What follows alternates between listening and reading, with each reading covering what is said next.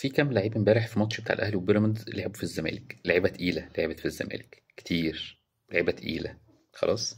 طيب، اللعبه دي لو كانت قعدت في الزمالك كان إيه اللي حصل؟ كان الموضوع اتغير 360 درجه، 500 درجه، الموضوع كان اتقلب خالص. العيب كله في ايه بقى؟ في الاداره اللي مشت اللعيبه، اللي ما جددش اللعيبه، اللي ما سعيتش ورا اللعيبه ان هي ترجعها، اللي.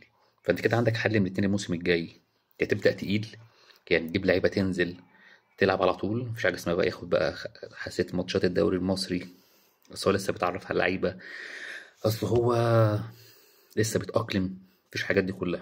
انت عايز لعيبه تنزل تحط رجليها من اول صفارة الحكم من اول ماتش في الدوري، تنزل تفرق الدنيا.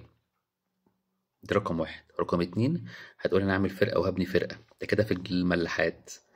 انت بتقول ده كده ملاحات، يبقى نروح مش هنيجي تاني. فانت الحل الوحيد اللي عندك ان انت تنزل الموسم الجاي بلعيبه تقيله، لعيبه موجوده في الدوري، وتطعمها بشويه لعيبه قليله قوي من بره، عشان تنزل تفرك الدنيا كلها من اول ماتش، عشان تجيب الاخر بتاعك. غير كده احنا بنهرتل.